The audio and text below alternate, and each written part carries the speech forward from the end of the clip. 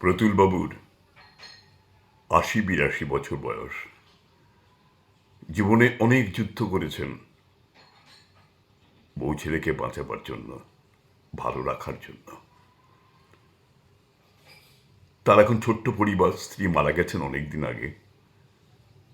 ছেলে খুব ভালো চাকরি করে, ছেলে, বৌমা আর একটা বছর চারেকের নাতি। এই নিয়েই তার সুখের সংসার। খাবার টেবিলে, ডাইনিং টেবিলে ছেলে, বৌমা, নাতি এবং তিনি বসেন, খেতে বসেন। প্রতিদিনই খাবার সময় তার মুখ থেকে খাবার পড়ে যায়, হাতগুলো ঠক ঠক করে কাঁপে। ফলে গ্লাস ধরতে গেলে গ্লাসটা একদিন হাত থেকে পড়ে ভেঙে চুরমার হয়ে গেল। ভাত মাখতে গেলে তরকারি পড়ে যায় ড্রেসিং টেবিলের ওই ক্লথটার উপরে। খাবার সময় খুব জোরে জোরে শব্দ হয়। বৌমা প্রচণ্ড বিরক্ত হয়, প্রচণ্ড রেগে যায়। ছেলে এবং বৌমা ঠিক করল, না, একসঙ্গে বসে আর খাওয়া যাবে না। পরদিন থেকে প্রতুলবাবুকে মাটিতে আসন পেতে মেঝের উপরে খেতে দেওয়া হলো। প্রতুলবাবু নিঃশব্দে খেতে বসলেন। খেতে বসে দেখলেন প্লেটের বদলে কাঠের থালা, কাঠের বাটি, কাঠের গ্লাস। কোনো শব্দ করলেন না, অদৃষ্টের পরিহাস বলে মেনে নিলেন এবং চুপচাপ খেতে লাগলেন। কিন্তু নিজের অজান্তে কখন যে চোখ দুটো জলে ভরে গেছে তিনি টের পাননি।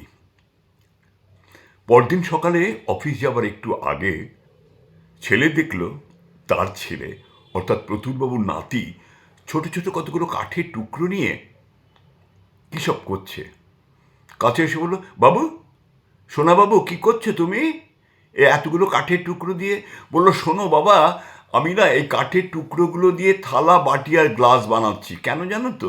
যখন আমি অনেক বড় হয়ে যাব তখন তো তোমাদের এই কাঠের থালা, কাঠের বাটি আর কাঠের গ্লাসে খেতে দিতে হবে, বলো। বুকটা ধক করে উঠল, মোচড় দিয়ে উঠল বুকটার ভেতরে। এ আমি কি কি শুনলাম?